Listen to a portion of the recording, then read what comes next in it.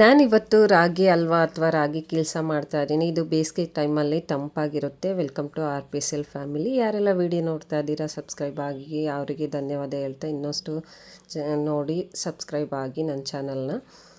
ಹಾಗೆ 1 ಗ್ಲಾಸಷ್ಟು ರಾಗಿನ ಒಂದು 2ರಿಂದ 3 ಸಲ ತೊಳೆದ್ಬಿಟ್ಟು ಉದ್ದ ಗ್ಲಾಸಲ್ಲಿ ನೆನೆಸಿಕ್ಕಿದ್ದೆ. ಒಂದು 6ರಿಂದ 7 ಅವರು ನೆನೆಸಿದ್ರೆ ಸಾಕು. ಅದಾದಮೇಲೆ ಇದು ರುಬ್ಕೊಳೋದಕ್ಕೆ ಸ್ವಲ್ಪ ನೀರು ಹಾಕ್ಕೊಂಡು ರುಬ್ಕೊತಾ ಇದ್ದೀನಿ.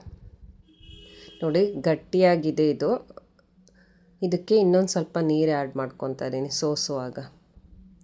ಇದು ಒಂದು ಜಾಲರಿ ಅಥವಾ ಒಂದು ಬಟ್ಟೆ, ಕಾಟನ್ ಬಟ್ಟೆಯಲ್ಲಿ ಸೋಸ್ಕೊಬೋದು. ಕಾಟನ್ ಬಟ್ಟೆಯಲ್ಲಿ ಸೋಸ್ಕೊಂಡ್ರೆ ಇನ್ನೂ ಚೆನ್ನಾಗಿ ಬರುತ್ತೆ.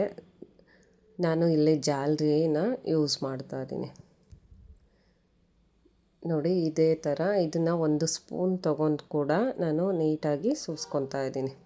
ಲಾಸ್ಟಲ್ಲಿ ಗಟ್ಟಿಯಾಗಿರುತ್ತಲ್ಲ ಜಾಲರಿಯಲ್ಲಿ ಇಳಿಯೋದಿಲ್ಲ, ಅದಕ್ಕೆ 1 ಸ್ಪೂನ್ ಸಹಾಯದಿಂದ ಈ ಥರ ತೆಗೆದುಬಿಟ್ಟು ಪ್ರೆಸ್ ಮಾಡಿ ಅದಾದಮೇಲೆ ಮತ್ತೆ ರುಬ್ಕೊಳೋದಕ್ಕೆ ನೀರು ಹಾಕಿ ರುಬ್ಕೊತಾ ಇದ್ದೀನಿ. ಇದೇ ಪ್ರೊಸೀಜರಲ್ಲೇ ಒಂದು 3ರಿಂದ 4 ಸಲ ಸೋಸ್ಬಿಟ್ಟು ಅದನ್ನೇ ಮತ್ತೆ ನೀರು ಹಾಕಿ ರುಬ್ಕೊಬೇಕು.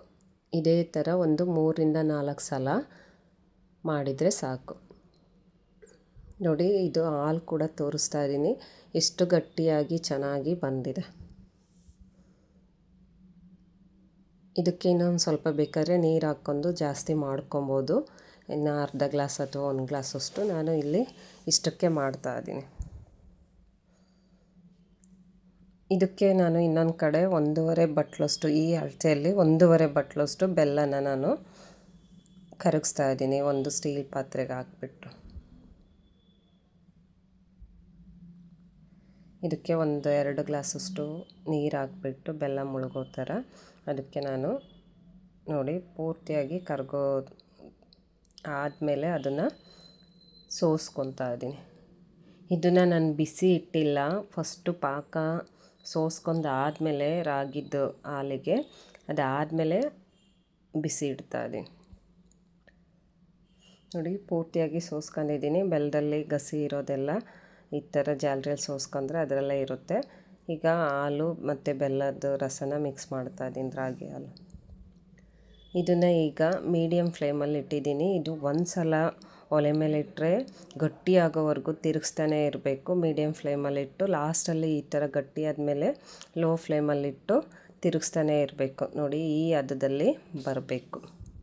ಇದನ್ನು ನಾನೀಗ ಒಂದು 3ರಿಂದ 4 ನಿಮಿಷ ಚೆನ್ನಾಗಿ ತಿರುಗಿಸ್ತಾ ಬರ್ತಾಯಿದ್ದೀನಿ. ಯಾಕಂದರೆ ಚೆನ್ನಾಗಿ ಬೇಯಬೇಕು. ಚೆನ್ನಾಗಿ ಬೆಂದಿಲ್ಲ ಅಂದರೆ ಕಿಲ್ಸ ಚೆನ್ನಾಗಿ ಬರೋದಿಲ್ಲ. ನೀಟಾಗಿ ಬಂದಿಲ್ಲ ಅಂದರೆ ತಿನ್ನೋಕ್ಕೂ ಆಗೋದಿಲ್ಲ. ಅದಕ್ಕೋಸ್ಕರ ಒಂದು ಅರ್ಧ ಟೇಬಲ್ ಸ್ಪೂನು ಒಣಶುಂಠಿ ಪೌಡ್ರ್ ಹಾಕಿ ಒಂದು ತಟ್ಟೆಯಲ್ಲಿ ನೋಡಿ ಈಗ ತುಪ್ಪ ಸವರ್ಬಿಟ್ಟು ಆ ತಟ್ಟೆಗೆ ಹಾಕ್ತಾಯಿದ್ದೀನಿ. ಇದು ಬಿಸಿ ಇರುವಾಗಲೇ ಸ್ಪ್ರೆಡ್ ಮಾಡ್ಕೊಬೇಕು. ನೋಡಿ ಎಷ್ಟು ಚೆನ್ನಾಗಿ ನೀಟಾಗಿ ಬರುತ್ತೆ. ನಾನು ಒಂದು ಕಡೆ ಇದನ್ನು ತಟ್ಟೆಲಿ ಹಾಕಿ ನಾನು ಸ್ವಲ್ಪ ಇರೋದನ್ನು ಬಾಕ್ಸಲ್ಲಿ ಹಾಕಿ ಇಡ್ತಾಯಿದ್ದೀನಿ. ಬೇಗನೆ ಆಗುತ್ತೆ, ಯಾಕಂದರೆ ನಾವು ಸ್ಪೂನ್ ಮಾತ್ರ ಹಾಲಿಗೆ ಬೆಲ್ಲ ಮಿಕ್ಸ್ ಮಾಡಿದಾಗ ತಿರುಗಿಸೋದು ನಿಲ್ಲಿಸ್ಬಾರ್ದು. ಯಾಕೆಂದರೆ ಗಂಟಾಗುತ್ತೆ, ಉಂಡುಂಡೆ ಥರ, ಇಲ್ಲಾಂದರೆ ನೀಟಾಗಿ ತಳ ಒತ್ತೋ ಚಾನ್ಸಸ್ ಇರುತ್ತೆ. ಅದಕ್ಕೋಸ್ಕರ ಬಾದಾಮಿನ ನೋಡಿ ಈ ಥರ ತುರಿದು ಮೇಲೆ ಹಾಕ್ಕೊತಾ ಇದ್ದೀನಿ. ಪ್ಲೈನಾಗಿ ತಿನ್ಬೋದು, ಇಲ್ಲಾಂದರೆ ಗಸಗಸೆ ಕಾಳುಗಳು ಹಾಕ್ತಾರೆ, ಕೊಬ್ಬರಿ ತುರಿ ಹಾಕ್ತಾರೆ. ಈ ಥರ ನಮಗೆ ಯಾವ್ದು ಬೇಕೋ ಅದು ಅನುಕೂಲವಾಗಿ ಹಾಕ್ಕೊಬೋದು. ನಾನಿಲ್ಲಿ ಬಾದಾಮಿನ ತುರಿದ್ಬಿಟ್ಟು ಈ ಥರ ಮೇಲೆ ಹಾಕಿದ್ದೀನಿ. ಇನ್ನೊಂದು ಪ್ಲೈನಾಗಿ ಇಟ್ಟಿದ್ದೀನಿ ನೋಡಿ ಬಾಕ್ಸಲ್ಲಿ. ಇದನ್ನು ನಾವು ಬಿಸಿ ಇರುವಾಗಲೇ ಸ್ವಲ್ಪ ಚಾಕುವಿಂದ ಕೊಯ್ಕೊಬೇಕು. ನೋಡಿ ಈ ಥರ ನಾವು ಯಾವ ಶೇಪಲ್ಲಿ ಬೇಕೋ ಆ ಶೇಪಲ್ಲಿ ನಾವು ಕೊಯ್ಬೋದು. ನೋಡಿ ಎಷ್ಟು ಗಟ್ಟಿಯಾಗಿ ಚೆನ್ನಾಗಿ ಚಾಕುಗೆ ಅಂಟುತ್ತಾ ಇಲ್ಲ, ನೀಟಾಗಿ ಬಂದಿದೆ. ನೋಡಿ ತೋರಿಸ್ತಾ ಇದ್ದೀನಿ ಚಾಕು ಕೂಡ.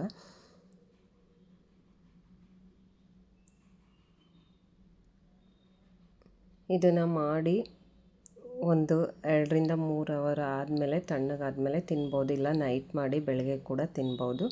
ನೋಡಿ ತೋರಿಸ್ತಾ ಇದ್ದೀನಿ ಎಷ್ಟು ಚೆನ್ನಾಗಿ ಬಂದಿದೆ ಅಂದರೆ ಫಸ್ಟ್ ಟೈಮ್ ಮಾಡಿದ್ದು ನಾನು ಕೂಡ. ಮನೆಯಲ್ಲೇ ಮಾಡ್ತಾಯಿದ್ರು ಅಕ್ಕ ಅಮ್ಮ ಈ ಥರ.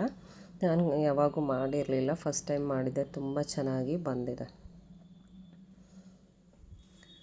ಈಗ ರಾಗಿ ಹಲ್ವ ನೋಡಿದ್ರಲ್ಲ, ಇಷ್ಟ ಆದರೆ ಒಂದು ಲೈಕ್ ಮಾಡಿ, ಕಮೆಂಟ್ ಮಾಡಿ, ಶೇರ್ ಮಾಡಿ. Thank you for watching.